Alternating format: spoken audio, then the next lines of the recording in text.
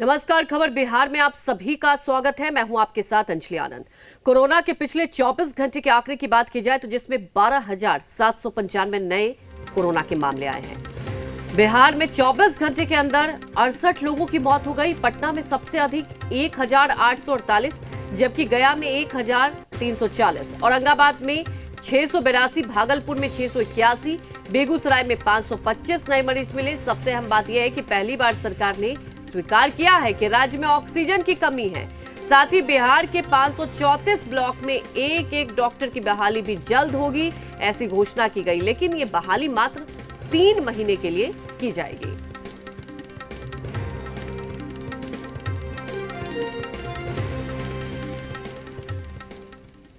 देश में कोरोना के रिकॉर्ड तोड़ मामले सामने आ रहे हैं। वहीं बिहार में भी कोरोना ने कहर बरपा रखा है। सुबह में पिछले कई दिनों से 12,000 से ज्यादा मामले सामने आ रहे हैं। कोरोना के बढ़ते संक्रमण को लेकर लगातार राज्य में लॉकडाउन लगाए जाने की मांग की जा रही है। सबसे पहले कांग्रेस की ओर से राज्य में लॉकडाउन लगाए जाने की मांग की गई थी, जिसके बाद कई अन्य पार्टियों ने भी इसका समर्थन किया। सत्ता पक्ष की ओर से खासकर जेडीयू ने लॉकडाउन लगाए जाने की बात को एक सिरे से नकार दिया था, लेकिन अब सरकार में ही मंत्री और वीआईपी प्रमुख मुकेश सहनी ने राज्य में लॉकडाउन लगाने की वकालत की है। मुकेश सहनी की मांग पर बीजेपी ने अब एक बार फिर लॉकडाउन पर सर्वदलीय बैठक बुलाए जाने की मांग की, तो वहीं कांग्रेस ने कहा कि लॉकडाउन लगे या नहीं लगे, इसको लेकर पीएम और सीएम दोनों ही कंफ्यूज हैं।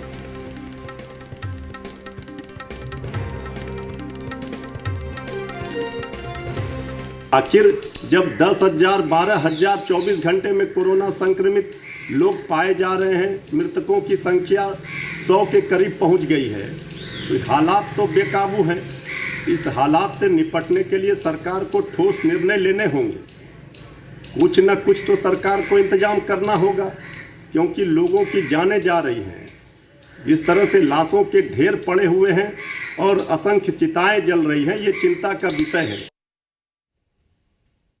लॉकडाउन लगे या लॉकडाउन नहीं लगे, इस पर माननीय प्रधानमंत्री और माननीय मुख्यमंत्री दोनों कंफ्यूज हो गए हैं। क्योंकि 1 साल तक जिस प्रकार से दोनों आदमी सो गए थे, कोई तैयारी नहीं किए थे, दुनिया देख रहा है कि भारत में काम मच गया है।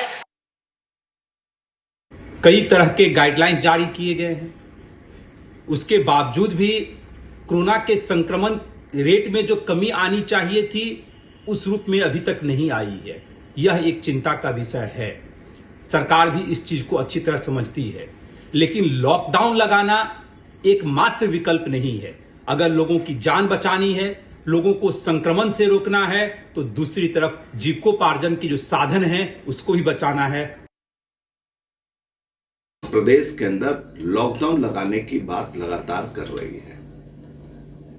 पूर्व में भी आदरणीय नीतीश कुमार जी ने सर्वदलीय बैठक बुला करके इस पर एक राय मशवरा ली थी। फिर से समय आ गया है कि आदरणीय नीतीश कुमार जी को सर्वदलीय बैठक बुला करके लॉकडाउन किया जाए या ना किया जाए। तो आपको बता दें कि लगातार बिहार में विपक्षी पार्टियों की तरफ से लॉकडाउन लगाने की मांग की जा रही थी। सबसे पहले कांग्रेस पार्टी ने इस मांग को उठाई थी, लेकिन आपको बता दें कि सत्ता पक्ष की बात कर ले तो सत्ता पक्ष में सहयोगी पार्टी भारतीय जनता पार्टी पहले भी लॉकडाउन की बात कह चुकी है, वीकेंड कर्फ्यू की बात कह चुकी है, क्योंकि फिलहाल बिहार की बात की जाए तो नाइट कर्फ्यू है। इस पर सवाल उठ चुके हैं कि क्या बिहार में वाकई नाइट लाइफ है। अगर देखा जाए तो क्या इस तरह से संक्रमण की चेन को तोड़ने के लिए जो और राज्य सरकारें फैसला ले रही है, तो आखिर बिहार क्यों नहीं ये फैसला ले रही है। वहीं तमाम जानकारी के साथ हमारे साथ ब्यूरो चीफ रजनीश लाइव जुड़ चुके हैं।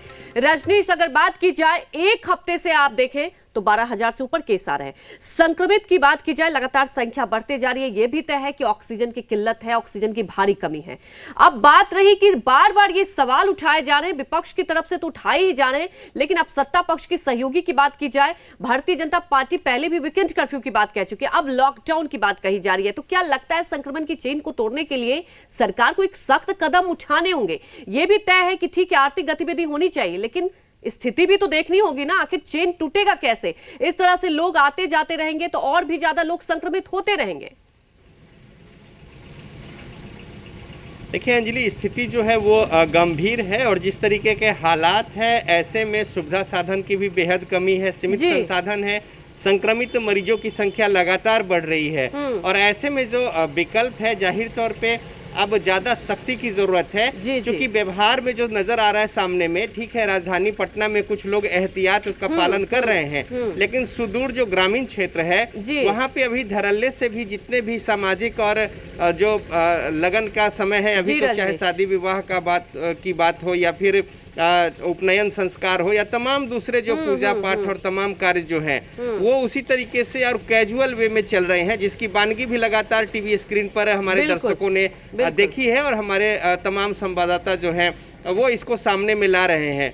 तो ऐसे में जबकि अभी संक्रमण से स्थिति बेहाल है और आने वाले दिनों में जिस तरीके के हालात हैं ये कम नहीं होगा, बल्कि और जो है जिस तरीके से संक्रमित लोग हो रहे हैं और चेन जो है वो बढ़ता जा रहा है, तो इसकी संख्या बढ़ेगी और लिहाजा परेशानी बढ़ेगी और हर कोई जो है इसको लेकर परेशान हाल होंगे, चाहे वो प्रशासन हो, सरकार हो या आम लोग हो या तमाम समाज के लोग जो हैं वो। तो ऐसी स्थिति में चाहे वो विपक्ष के लोग हो, वो लॉकडाउन की बात कह रहे हैं, सरकार में जो शामिल घटक दल हैं उनसे भी आवाज़ उठ रही है कि और ज़्यादा सख्ती की जाए। जब यहाँ पे सर्वदलीय बैठक हुई थी और उसमें भी राय दिया गया था बीजेपी की ओर से कि सप्ताहांत 2 दिनों का लॉकडाउन जो है वो लगाया जाए और जो इसके आगे जब बात हुई थी उसमें भी बातें रखी गई थी।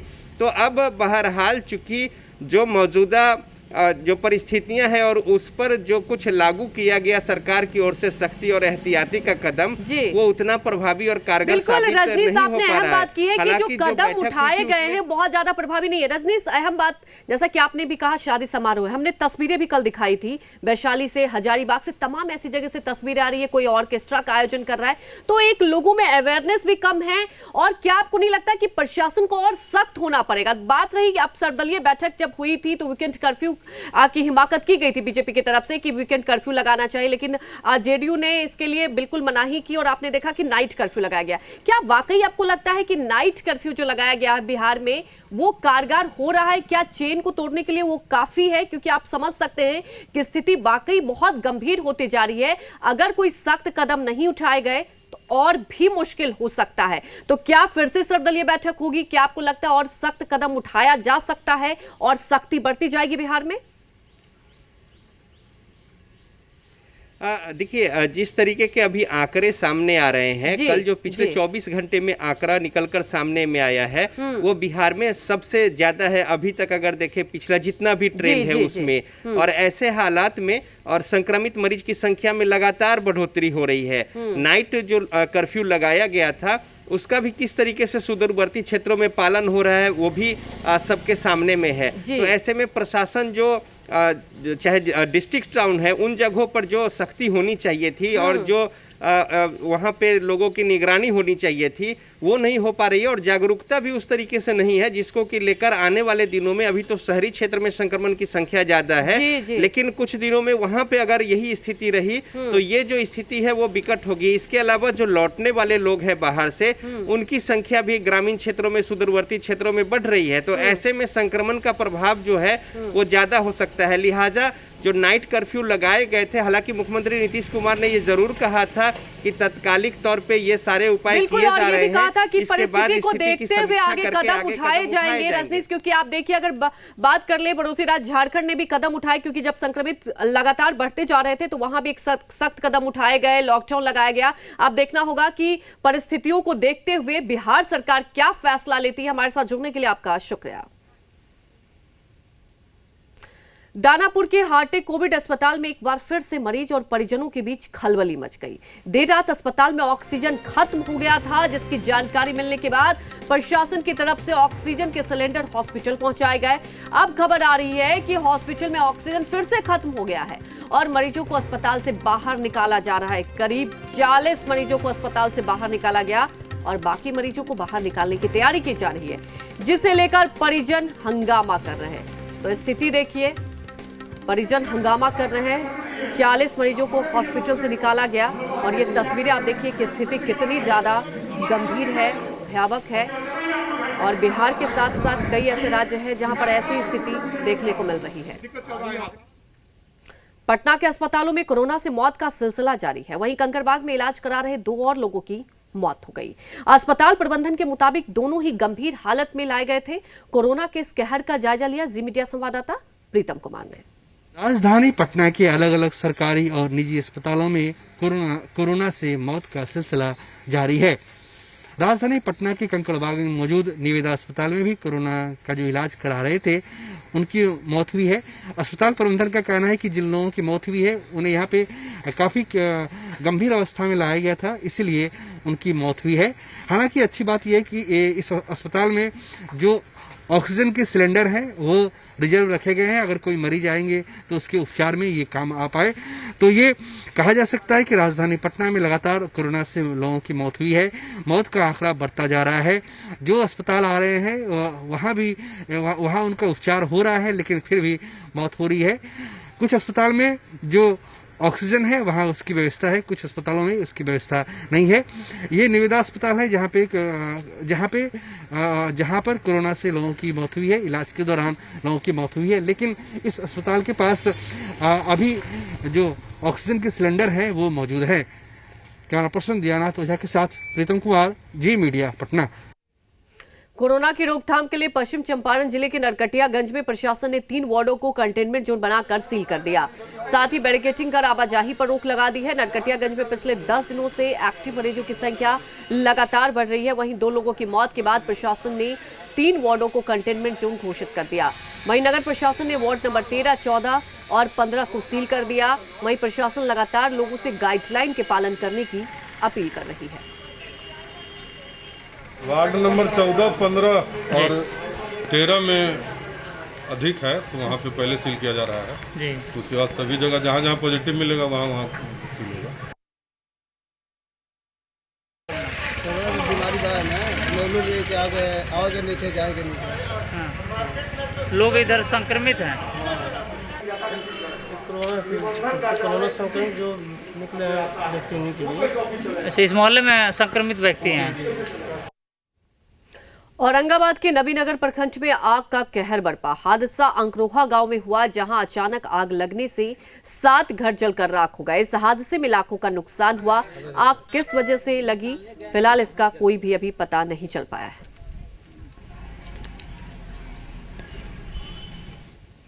छपरा में एक महिला की गला दबाकर हत्या करने का मामला सामने आया। घटना मांझी थाना क्षेत्र के नचपर गोपी गांव की है। मृतक महिला ने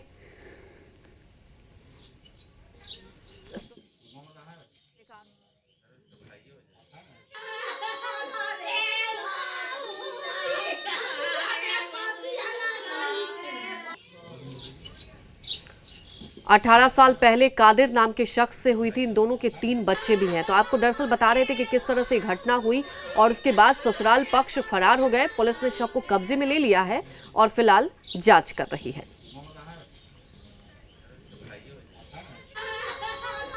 मधुबनी में महिला की पीटकर हत्या कर दी गई। घटना झंझारपुर RSOP थाना के दीप गांव की है।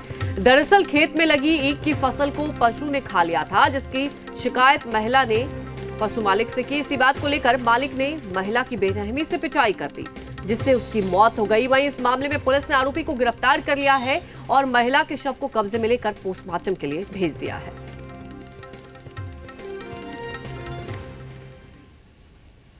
मुंगेर में पुलिस ने नदी से एक युवक का शव बरामद किया। मामला धरहरा थाना क्षेत्र के लोहची बहियार का है। मृतक इटावा का रहने वाला है। गांव वालों ने चंदन मंडल नाम के पड़ोसी से मृतक का झगड़ा होते देखा। परिजनों को आशंका है कि चंदन मंडल और उसके साथियों ने ही मृतक की हत्या की। फिलहाल पुलिस ने शव को कब्जे में लेकर पोस्टमार्टम के लिए भेज दिया और आरोपी को पकड़ने के लिए छापेमारी कर रहे हैं। प्रथम दृष्टया चंदर मंडल का नाम आ रहा है। मृतक पंकज मंडल है। बताया जा रहा है कि चंदर मंडल द्वारा इनकी हत्या की गई है। आगे का छानबीन अभी जारी है। संभावित ठिकाना पर छापेमारी भी चल रही है। नालंदा में बदमाशों ने एक युवक की गोली मारकर हत्या कर दी। परिजन के मुताबिक मृतक युवक को किसी शख्स से इफ्तार करने के लिए बुलाया था। काफी देर तक युवक घर नहीं लौटा, जिसके बाद पुलिस ने परिजनों को शव मिलने की सूचना दी। फिलहाल पुलिस ने शव को कब्जे में लेकर तफ्तीश शुरू कर दी है। 6:30 बजे तक फोन किए कि भाई मेरा घर पे आएगा या नहीं आएगा या दोस्त के यहाँ ही रहेगा। तो फिर उस टाइम से कोई रिसीविंग ही नहीं फ़ोन का हो रहा था। फिर तकरीबन हम लोग कंटिन्यू फ़ोन लगाते ही रहे, कोई रिसीविंग नहीं हो रहा उसका। तो कब मालूम हुआ कि कैसे इनके साथ क्या वारदात हुआ? फिर हमको है ना, हम अपने हस्बैंड के नंबर से फ़ोन किए, वहाँ पे ऑफिसर मौजूद थे जहाँ पे बॉडी पड़ी थी। लखीसराय में जश्न का माहौल मातम में बदल गया। दरअसल देर शाम हर्ष फायरिंग में एक बच्चे की मौत हो गई। घटना जिले के टाउन थाना क्षेत्र के पूर्वी करयानंद नगर की है। जानकारी के मुताबिक पूर्वी करयानंद नगर में पप्पू सिंह नाम के शख्स के घर तिलक समारोह था। इस दौरान हर्ष फायरिंग हुई जिसमें 12 साल का बच्चा जख्मी हो गया। अस्पताल ले जाते वक्त रास्ते में ही उसने दम तोड़ दिया। सूचना मिलने के बाद मौके पर पहुंची पुलिस ने फायरिंग करने वाले शख्स के खिलाफ मामला दर्ज कर तफ्तीश शुरू कर दी है। सीवान में महज 6 रुपए को लेकर विवाद हो गए। विवाद इतना बढ़ गया कि बात गोलीबारी तक पहुंच गई। जानकारी के मुताबिक घटना सराय ओपी थाना क्षेत्र की चमरा मंडी की है, जहां बीती रात बकाया 6 रुपए को लेकर दुकानदार और ग्राहक के बीच बहस होने पर फायरिंग हो गई। पीड़ित के मुताबिक दुकानदार ने उससे उधारी के 6 रुपए मांगे, जिस पर पीड़ित ने बाद में देने की बात कही। इसी बात को लेकर दोनों में बहस हुई। पीड़ित ने आरोपी दुकानदार के खिलाफ रिपोर्ट दर्ज करा दी है। वहीं पुलिस मामले की छानबीन में जुटी हुई है। फोन से बोले हैं कि तुम बाकी काहे नहीं दे रहा है। कौन बोले आपको? वही Anas medical Anas general store के जो मालिक हैं कि तुम बाकी काहे इतना लेट किया, काहे नहीं दे रहा था तुम। तो हम बोले कि अरे भाई बाकी है तो दे देंगे, 6 रुपया ना है। तो वो हम धक्का मुक्की करने लगा लो, तो हम हटाहट उठ गए वहाँ से। तो कहा कि रुक रुक तोरा बताओ तो नहीं ढेर थे हमारे बाकी नहीं की दे। नालंदा में उत्पाद विभाग को बड़ी कामयाबी मिली। उत्पाद अधिकारियों ने 20 लाख रुपए मूल्य के देशी और विदेशी शराब बरामद की। गुप्त सूचना मिलने के बाद अधिकारियों ने जिले के अस्थवा थाना इलाके के मनोरम पर गांव में छापेमारी कर शराब जब्त की। हालांकि इस दौरान दोनों शराब माफिया भागने में कामयाब रहे। वहीं उत्पाद इंस्पेक्टर के मुताबिक जिस जमीन पर शराब की बड़ी खेप पाई गई उसे चिन्हित कर उत्पाद अधिनियम के तहत अधिग्रहण करने के लिए विभाग को लिखा जाएगा। एक जगह पर शराब जो होता है स्टोर किया जा रहा है। ये जगह था मनोहरपुर भट्टा पर, और ये जो अस्थावा थाना के अंतर्गत पड़ता है। वहाँ पर हम लोगों ने तुरंत त्वरित कार्रवाई करते हुए टीम को गठित किया और जो होता वहाँ पर छापामारी किया गया। तो छापामारी दल को देखते हुए 2-3 आदमी फरार हुए और उसका विधिवत तलाशी लिया गया। तो एक ज़मीन में गड्ढा खोद कर पुगाल से ढका हुआ ये माल रखा हुआ था। 2 जगह आसपास ही था। बिक्रम के सिगोड़ी गांव में प्राथमिकी दर्ज न करने से नाराज ग्रामीणों में थाना परिसर में पथराव हुआ। जानकारी के मुताबिक महाराजगंज के युवकों ने सिगोड़ी निवासी आदिल की किसी बात पर पिटाई कर दी, जिसमें आदिल गंभीर रूप से घायल हो गया। घटना जानकारी मिलते ही पुलिस ने घायल युवक को अस्पताल में भर्ती कराया, जहां डॉक्टर ने उसे पीएमसीएच रेफर कर दिया। इसी बात को लेकर पीड़ित के परिजन थाने में शिकायत दर्ज कराने पहुंचे थे, जहां पुलिस ने ग्रामीणों और पीड़ित परिवार से बदसलूकी की, जिससे सभी लोग नाराज हुए और थाने में हंगामा करना शुरू कर दिया। मामले की जानकारी मिलते ही पालीगंज डीएसपी तनवीर अहमद थाने पहुंचे। फिलहाल डीएसपी मामले की तफ्तीश में जुटी हुई है। मामला वही लड़ाई हुआ है। किस चीज के लिए? वो हमको मालूम नहीं, हम लोग से लड़ाई हुआ था। वो लोग 20 वो था, आया फट्टा उठा ले था, मतलब फट्टा उठा वही मार दिया है। कौन जगह का था? नया बाजार है, पुरानी या नया उसको बोलते हैं ना, नया या पुरानी, वो वहीं पर। कहाँ के लोग थे? महाराजगंज। इसी बीच पटना से बड़ी खबर बता दें, पति ने की पत्नी की हत्या। पति ने ब्लेड से गला काटकर कर दी पत्नी की हत्या। पति ने खुद भी की आत्महत्या। पत्रकार नगर थाना क्षेत्र के चित्रगुप्त नगर इलाके की पूरी घटना है। पटना जंक्शन पर स्टेशन मास्टर थे मृतक। तमाम जानकारी के साथ संवाददाता संजय फोन लाइन से जुड़ चुके हैं। आज संजय, पूरा मामला जानना चाहेंगे। बिल्कुल अंजलि, देखिए ये एक बहुत ही दुखद घटना है, क्योंकि ये पत्रकार नगर थाना क्षेत्र के चित्रगुप्त नगर इलाके में ये एक होम रेसिडेंसी अपार्टमेंट है। उसमें ये रेलवे में कार्यरत थे और उसके बाद सुबह ही 7 बजे की घटना है, जब अपनी पत्नी का पहले जो है गला रहता है। क्योंकि सबसे बड़ी बात है कि दोनों बच्चे वहीं मौजूद थे और जब उन्होंने चीखना चिल्लाना शुरू किया, उसके बाद ये खुद कूद करके बिल्डिंग से जान दे दिए, नीचे गिरे और उसके बाद उनकी मौत हो गई। ये हालांकि जो यहाँ पे पुलिस पदाधिकारी पहुंचे हैं, उनका साफ तौर पे कहना है कि पत्नी जो थी इनकी वो पॉजिटिव थी 4-5 दिनों से और उसको लेकर के ये परेशान थे। हालांकि इस बात का भी स्पष्ट नहीं हो पाया है कि आखिरकार पॉजिटिव होने के वजह से इन्होंने इस तरह की घटना को अंजाम दिया है या फिर कोई और मामला था। यहाँ के गार्ड भी यही बता रहे हैं कि कोई भी ऐसी बात नहीं थी, बहुत अच्छे व्यक्ति थे और पटना जंक्शन पर स्टेशन मास्टर के रूप में ये कार्यरत थे। है। फिलहाल मामले की जांच के लिए पुलिस जो है यहाँ पहुंची हुई है और पूरे मामले की जांच कर रही है। बिल्कुल संजय, अब देखना होगा जांच के बाद क्या खुलासा हो पाता है। हमारे साथ जुड़ने के लिए आपका शुक्रिया। बात रोहतास की करेंगे, जहां के डेहरी अनुमंडल क्षेत्र में यहां प्रशासन की टीम ने कोरोना गाइडलाइन का उल्लंघन करने के आरोप में 4 दुकानों को सील कर दिया। इनमें किराना दुकान, होटल शामिल है। वहीं 2 मैरिज हॉल भी जरूरत से ज्यादा लोगों के साथ पार्टी आयोजित करने के आरोप में आर्थिक दंड लगाया गया।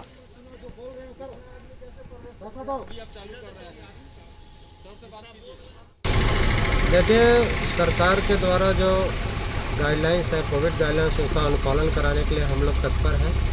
और कल हमने 3 दुकानों का सील किया था। साथ ही साथ एक मैरिज हॉल या जो होटल थे उसमें आवश्यकता से अधिक के लोगों की संख्या थी, उस पर 5,000 रुपये का फाइन भी। कोरोना के इस संकट काल में जी बिहार झारखंड एक मुहिम शुरू करने जा रहा है। मुहिम किसी के भूखे नहीं सोने की है, मुहिम हर इंसान को खाना मिलने की। हमारी आप सबसे गुजारिश है कि इस मुसीबत की घड़ी में अगर आप बिहार और झारखंड की जनता के साथ खड़े हैं तो हमारे इस मुहिम का भी हिस्सा बने। आप अगर खुद या किसी संगठन के द्वारा इस महामारी में लोगों तक खाना पहुंचाने की कोशिश कर रहे हैं तो आप हमारी मुहिम कोई भी भूखा ना सोई का हिस्सा बनिए। आप हमें 9711823926 नंबर पर व्हाट्सएप करें। हम आपकी सेवाओं को जरूरतमंद लोगों तक पहुंचा सकते हैं। हमारे रिपोर्टर का नेटवर्क आपके इस प्रयास को और बड़ा और सार्थक कर सकता है।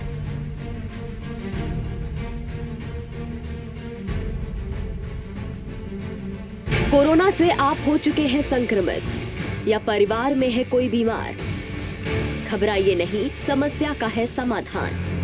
मुश्किल घड़ी में हम हैं आपके साथ। हम लाए हैं स्पेशलिस्ट डॉक्टर्स की टीम। अपना वीडियो और सवाल हमें व्हाट्सएप करें 8588899555 पर। पूछिए कोरोना और सेहत से जुड़ा हर सवाल, हमें फिक्र है